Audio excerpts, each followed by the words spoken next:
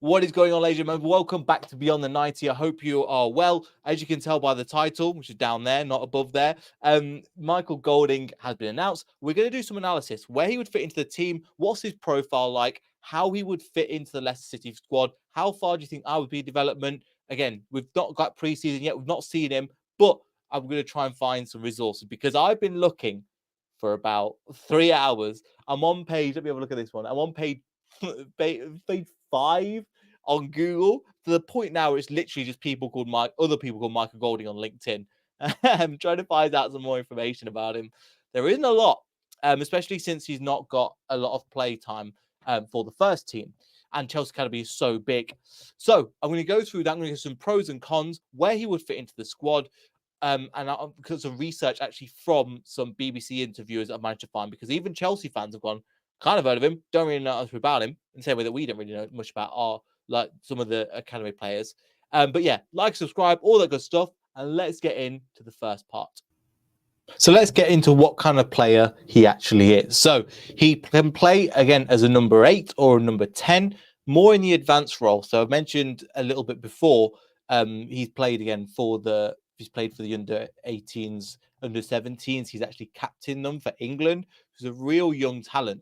Now, the reason why he's being sold is because Chelsea are bringing in young players, but they're bringing them from internationally from all over the world. Specifically, they're looking around Europe, they're looking around South America to try and get into their first team or be loaned out in order to eventually get into their first team. This means that some of the academy players that have been through the ranks won't get the opportunity. Now, this is where Leicester City are capitalising and getting players like Golding in for 5 million, which seems like a lot, but looking into his record, we'll get it. We'll get it. I think again, he will be a good player.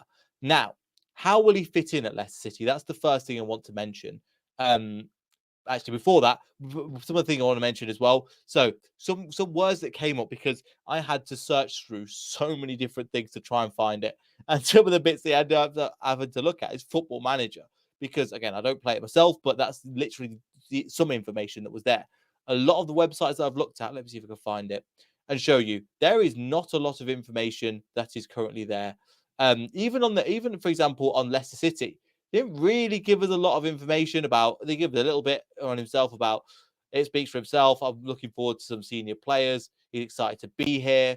In terms of things like the BBC, when we were looking at BBC specifically, there wasn't really a lot that was mentioned. His Wikipedia is bare, so a little bit about club career, and then it's again a little bit about that, and signed for Leicester City. That's it. International career. That's it. So again, there's not a lot of information that was there.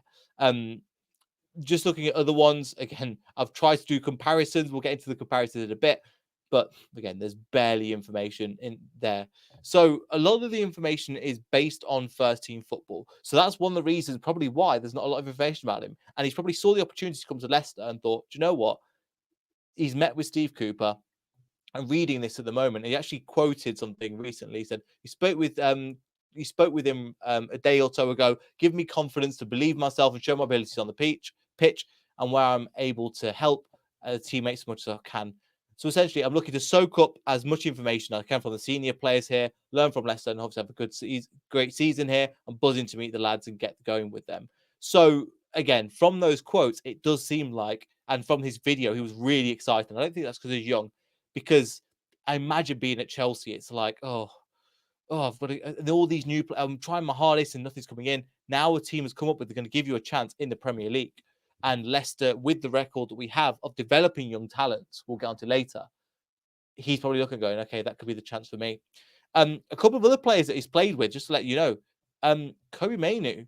So this year taken Manchester United by storm. He's been unbelievable at times, and then he's got into the England team, and now maybe will even feature in the final, which is unbelievable in a year's development. I've never seen a player develop like that. He was a captain ahead of him. Now, Mainu played more as the holding player, while more advanced was the like of Michael Golding. But it shows you, and even then he had a captain's armband ahead of him. Just because you're the captain doesn't mean you're the best player on the pitch. However, it's still a statement by giving him the captain's armband. And I think that's a great thing to mention. let's get into some of the formation. I think how we could fit into Leicester City. So if you watched my previous video, you might have seen him or might have seen him already, but I'm just going to bring this up now. So we'll go back to the previous formation if we are going to play it at the moment. Now, do I expect him to start? No, but if I am going to see him fit in, I think this is a formation that could work quite well for him. So get Vestergaard out of that CDM position.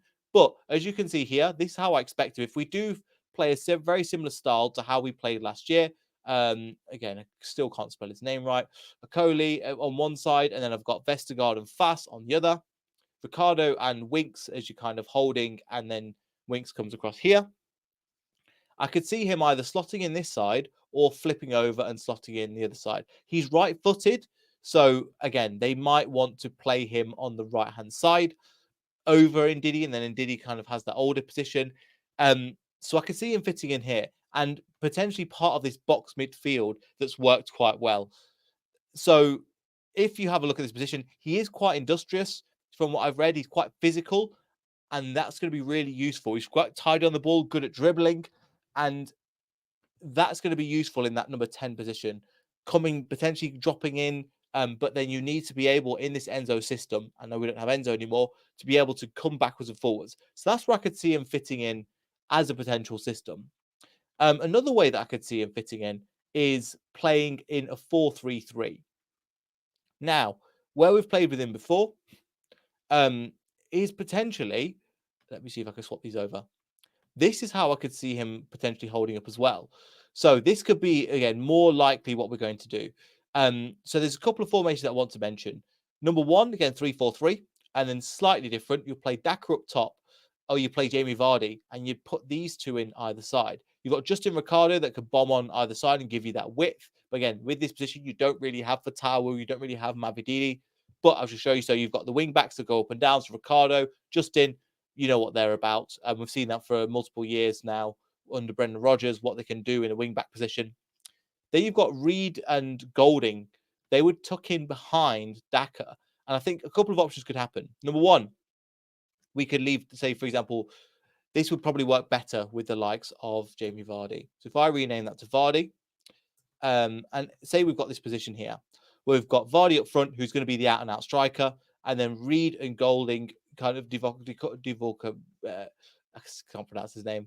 Reed playing one side that can kind of come up and down, and Golding the other side that can kind of take on, be industrious, and then give the assist on. Somebody like Jamie Vardy then just slots it away.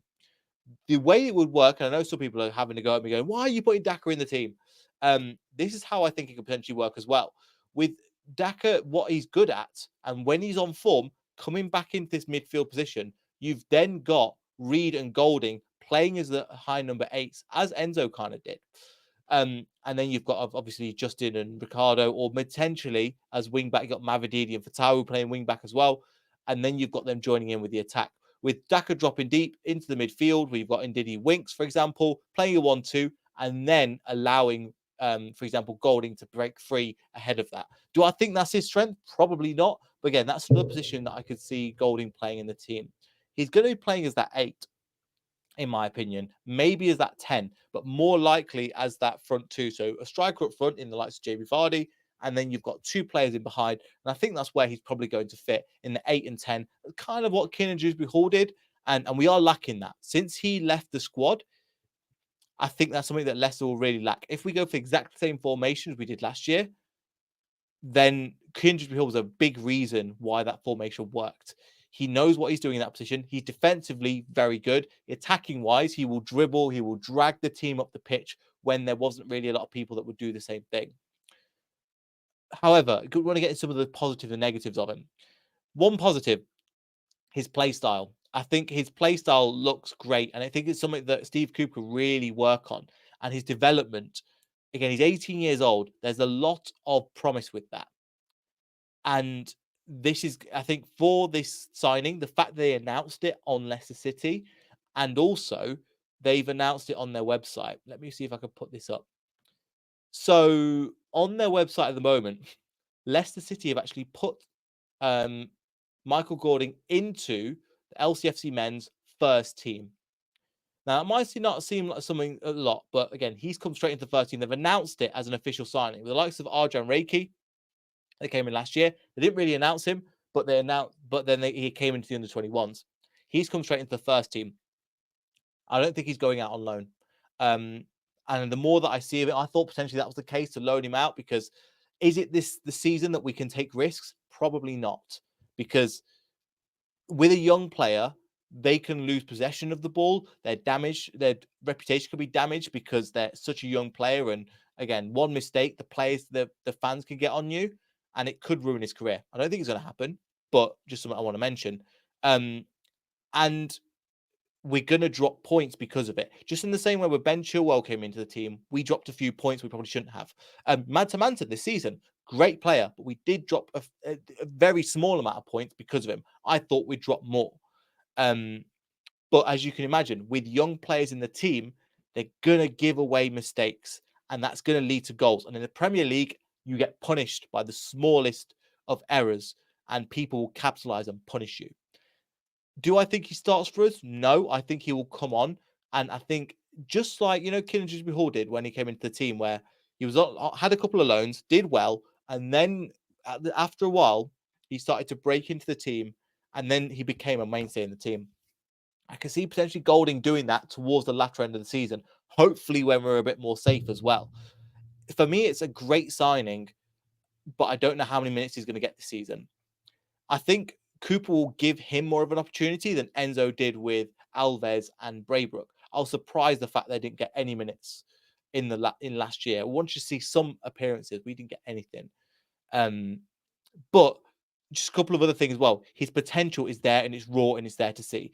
5 million isn't really a lot of money in the sake of football. Say worst comes to worst, it goes wrong. He's probably not on that much wages, and he's probably could just be loaned to the Championship next season, and we're not losing that much money on him.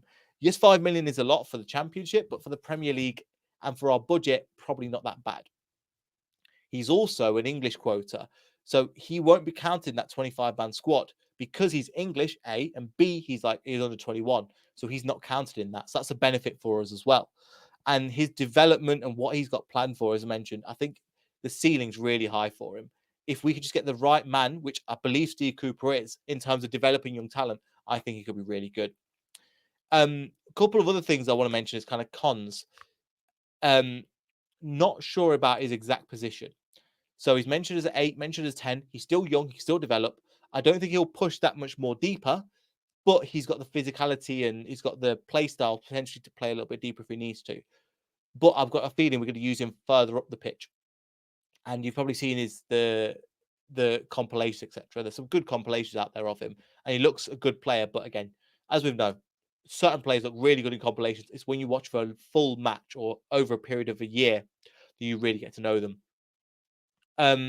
He is young and experienced. There is potential for it to go wrong, and that's a genuine thing I want to mention. There is a chance it gets wrong. I do think we've got this one right. Again, we won't know until this time next year what kind of player he is, and even after that, they could change once again.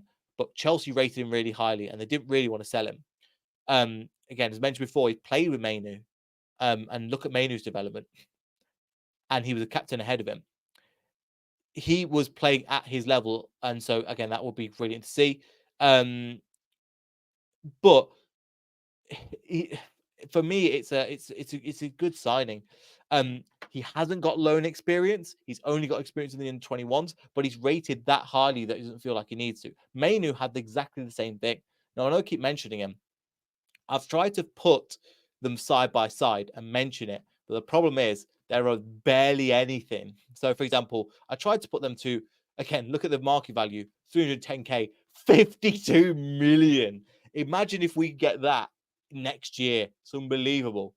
Again, and this is literally comparing 66 minutes compared to 90. There is barely any information. I've tried to look and tried to compare these two.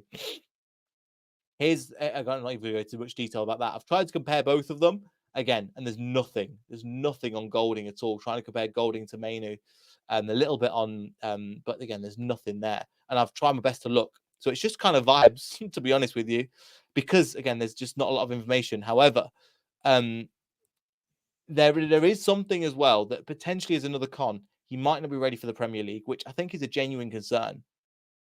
I don't think he's completely useless. I don't think he's he might not be ready for the Premier League at the moment. You look at the likes of Decorva Reid, and again, of course, he's 31. He's got Premier League experience. You can imagine him slotting straight into the first team, also, or at a minimum, providing competition for the likes of Mavididi on that left, or Fatawu if he does sign. Speaking of Fatawu, I just want to mention this. I don't know why it's not announced, but Fatawu is signing, but they haven't actually officially announced it yet. As you've seen before, look, Caleb Okoli's there, Michael Golding is there, Dakota Reed is there, Fatawu is there. So you can't even use the excuse that you haven't updated it because the players are there, but they haven't announced it. Interestingly, Wanya Marcel is also part of the first team, which is interesting. Case McAteer is not too surprising after last season. But yeah, showing that, and well, the Case McAteer is classed as a midfielder, but Marcel is classed as a forward. I don't know if that's interesting. But back to this one. I'm really excited about the signing. This is the kind of signing that we want to make. And also, let's say it goes wrong. We don't lose that much money on him because again, he's probably not on that much. And B, he's the kind of player that would go for big money in the future. And I think that's, if we're going to build our squad, we have to sell a big player in, bring another one in. I think we should look at the Chelsea Academy and go, if they're not going to get in the squad, and we can use him as a pawn and go, look, it's going really well for me at Leicester. And Chelsea have nicked enough of our players over the years. Now it's time to pay. Maybe I'm bitter. I'll say I'm bitter. I think it's a great opportunity. Let's make sure we're getting that for them and make sure we get that on that side. But overall, again, it's a good, in my opinion, calculated risk that I think we can get benefit out of. There's not a lot of information. I've tried to look here, there, and far about him. There isn't really a lot. At the end of the day, we will find out during pre-season, and we'll do some analysis on it after the game, just like we do for most of the games. So, yeah, that are my thoughts on it. What do you think? Leave your thoughts in the comments down below. Like, comment, subscribe, all that good stuff. And we'll see you in the next video. Just to let you know, I'm going to try and do a video with a Fulham fan on Decorvero. You still can't pronounce his name. Decorvero Reed sometime next week. So keep an eye out for that. You've probably seen the Caleb video. If you're not, make sure you go onto the channel and check out the Caleb Akoli video. Apart from that, I'll see you on the next video. So goodbye.